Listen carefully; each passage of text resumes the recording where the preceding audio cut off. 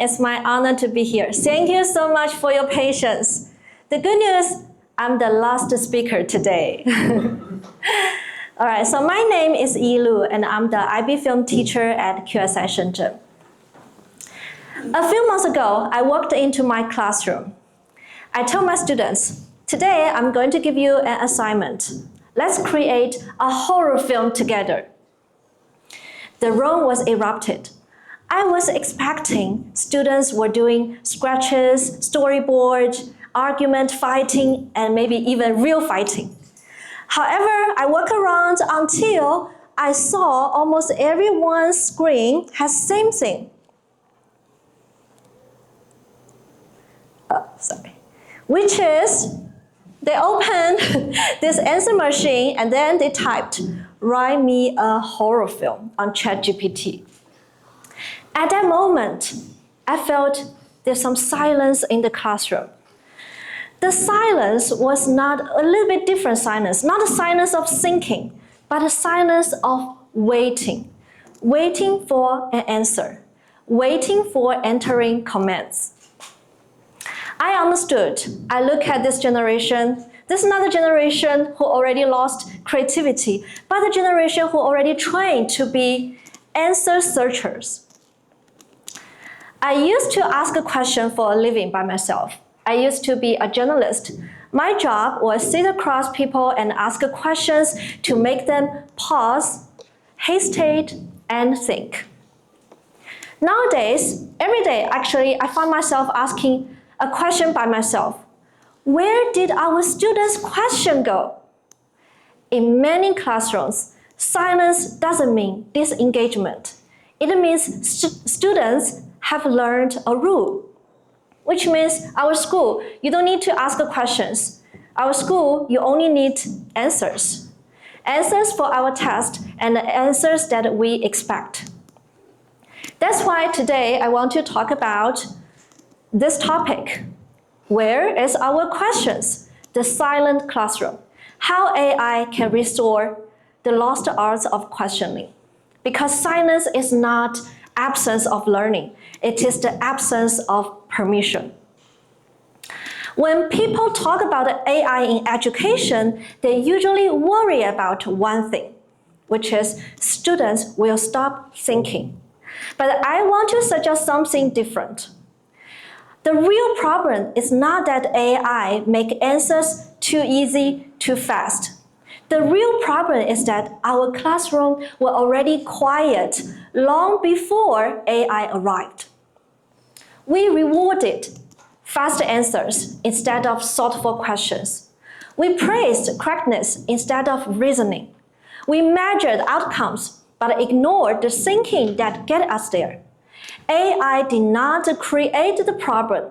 It held up a very honest mirror and made it impossible for us to look away. So I decided to make an experiment in my class. I teach IB film. As many film teachers, we do film vocabulary test.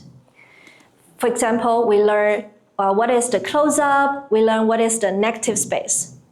For many years, I taught these terms. I say, okay, this is our vocabulary, this is the definitions, this is the examples, and you guys need to memorize, and we are going to have a quiz next class.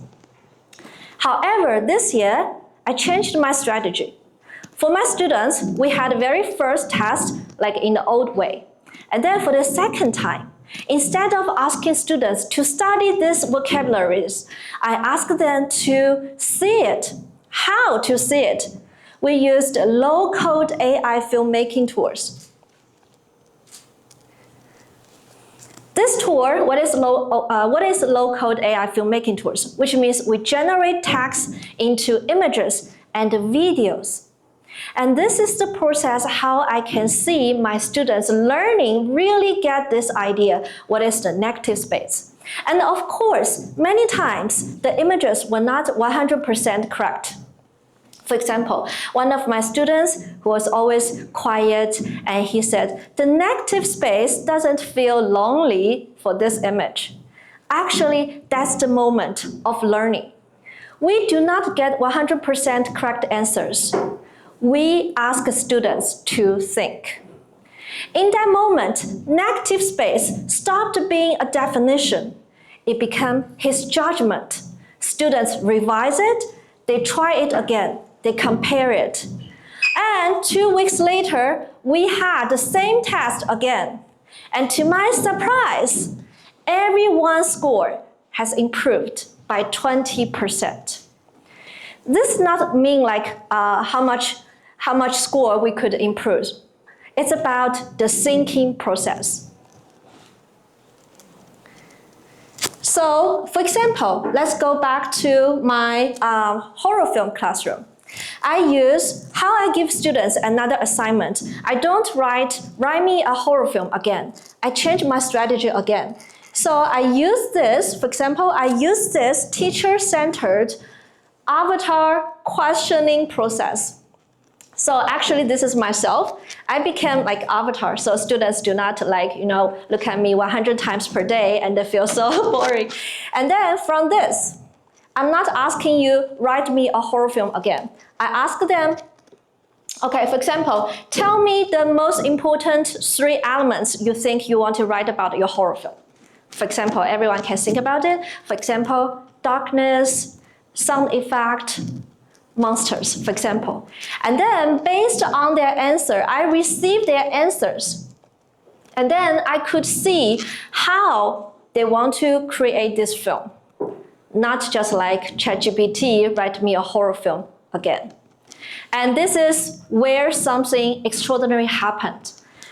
One of my students who has ASD, so for me, it's a little bit hard for me to get answers and conversation with him for years, until we use this low-code AI filmmaking tools.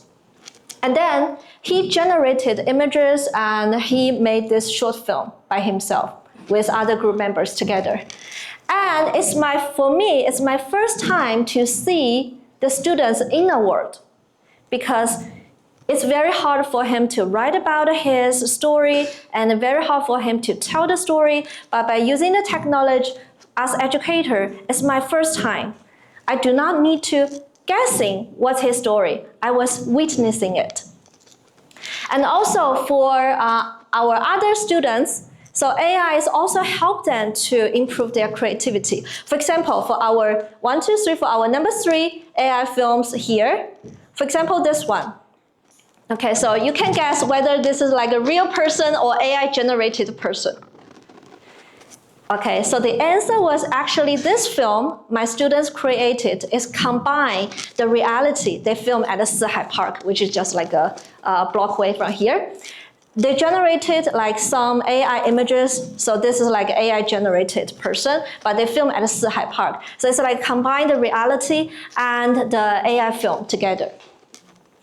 And this is like, so they do different style. This is more like an animation, because 2 years ago I had students who wanted to do animation and I said no, because we do not have the software. However, now these days all the problem has solved. And this is more like a real person AI films. So for this, like AI filmmaking, I feel like, especially for those learners whose thinking has always been brilliant, but never visible, this is the best opportunity for us as educators to see what's there in the world. And this is not only for our teenagers, for our bigger community. How can AI help us? For example, this is like app like we created for seniors to write their biography in 1 afternoon. Based on the 10 questions like I designed, you're going to have your table of contents in 10 minutes. And then based on the table of contents, AI is going to ask you more and more questions. It's not ghostwriting. It's like very sweet, gentle interview. And then you can create your cover. In 1 afternoon, you can have your own biography. So to conclude, actually, AI is not like only the answer machine to replace our students' thinking. AI could be a mirror, a prompt, a thinking partner. The real danger is not artificial intelligence. The real danger, which is answers over questions. So if today you sit down and you learned one thing today, I hope it's like this. Questions are the curriculum. It's not about our textbook, it's not about our syllabus or test. It's about questions. Our students is the future explorer, not just the searcher of tomorrow. So the next time, if you sit down and open your laptop with AI, please do not ask for question. Please find a better question. Thank you so much.